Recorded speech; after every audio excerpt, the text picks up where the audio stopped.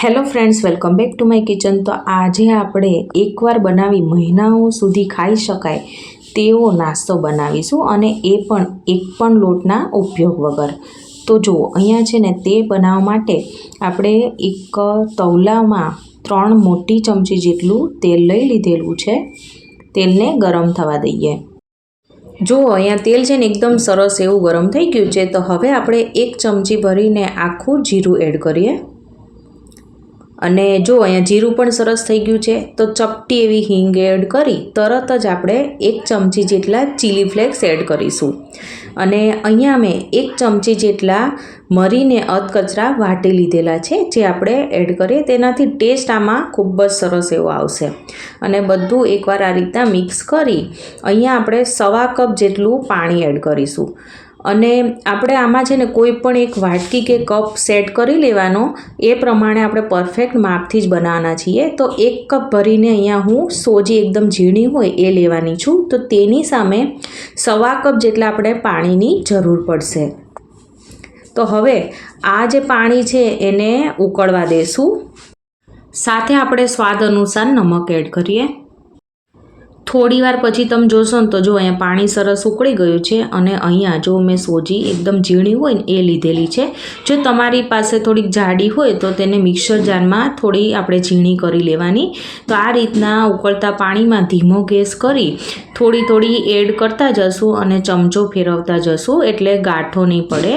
જો અને આપણે ચમચો ફેરવવામાં આસાની રહેશે। જો થોડી વારમાં એકદમ સરસ એવું ઘટ્ટ થઈ જશે। તો આ રીતના એક જ ધારું આપણે મિક્સ કરતા રહેવાનું, એટલે ગાંઠો બિલકુલ નહીં પડે। થોડી વારમાં જો કંઈક આ રીતનું આપણું મિશ્રણ છે એ થઈ ગયું છે। જો વધારે પાણી નહીં એડ કરવાનું, નહીં તો ચીકણું થઈ જશે અને આપણે જે નાસ્તો બનાવવાનો છે ને એ બરાબર નહીં બને। અને હવે આપણે તેને એક પ્લેટમાં લઈ લેશું, એટલે એકદમ સરસ એવું ઠરી જશે।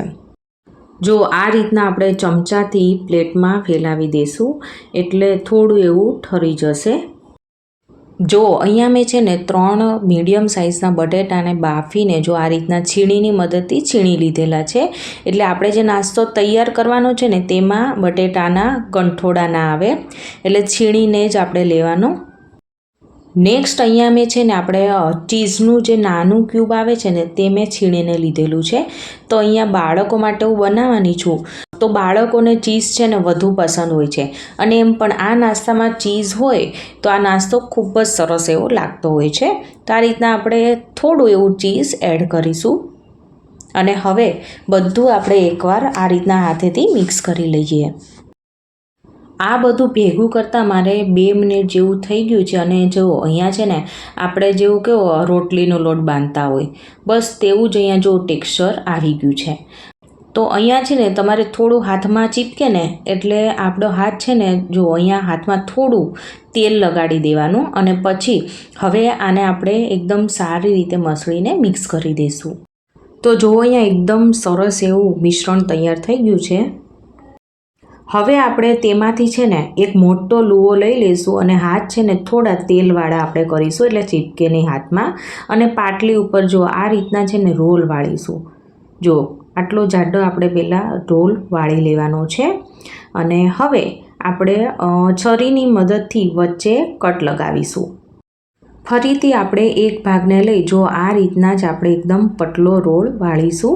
તો તમારે જેવા જાડો કે પાતળું જેવું તમારે નાસ્તો તૈયાર કરવા હોય, આ રીતના રોલ છે એ વાળી લેવાનો છે। તો હું છે ને અહીંયા થોડો મીડિયમ રાખીશ। થોડો આપણે રોટલીનો લોટ છે એ સ્પ્રિંકલ કરીશું, એટલે પાટલીમાં પણ તે ચીપકે નહીં। તો બંને રોલ મેં તૈયાર કરી લીધા છે, અને છરીની મદદથી જો એકદમ નાના બાઇટ્સ છે અહીંયા હું કટ લગાવી રહી છું।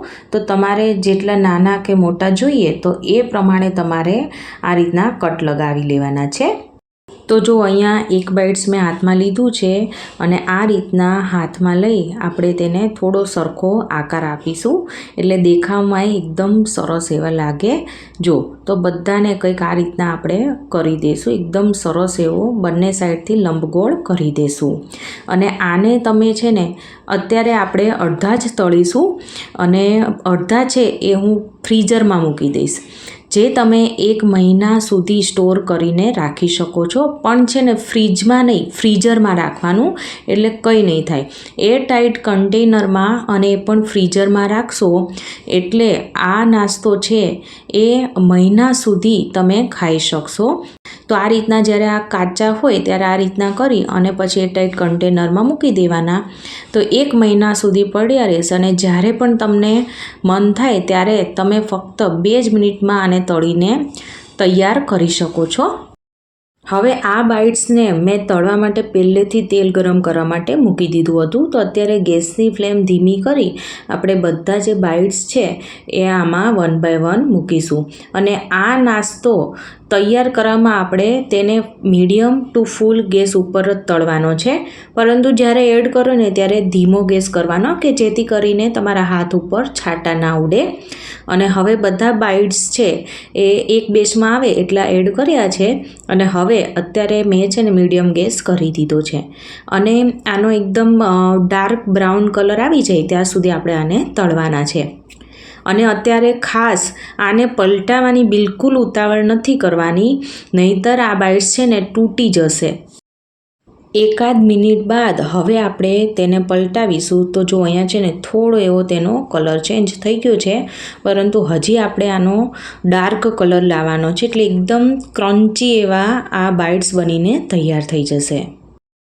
ઉલટ સુલટ કરતાં અહીંયા 2 મિનિટ જેવું થઈ ગયું છે અને જો આનો કલર છે ને હાવ ડાર્ક થઈ ગયો છે અને જોતાં જ ખ્યાલ આવે છે કે એકદમ સરસ ઉપરથી ક્રન્ચી કુરકુરા બની ગયા છે. તો હવે આપણે જારામાં તેને કાઢી લઈશું. જો કંઈક આ રીતના આપણે બધા જ કાઢી લઈએ અને આ રીતના નિતારી લઈશું, એટલે જે કંઈ એક્સ્ટ્રા તેલ હશે બધું જ આમાં નીચે નીતરી જાય. તો જો જોઈને જ ખાવાનું મન થઈ જાય એટલા સરસ આ બન્યા છે. આ બાઇટ્સને તમે કેચઅપ સાથે સર્વ કરી શકો છો, ખૂબ જ સરસ એવા લાગે છે. તો હું તમને એક તોડીને પણ દેખાડી દઉં એટલે વધારે આઈડિયા આવે.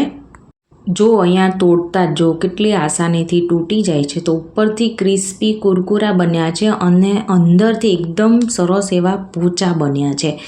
અને ફ્રેન્ડ્સ, આ નાની મોટી ભૂખ હોય, આપણે રોંઢાને ક્યારેક ઈચ્છા થઈ હોય તો ફ્રીઝરમાં આ બનેલા હશે તો તમે ફક્ત 2 જ મિનિટમાં આને તૈયાર કરી શકશો.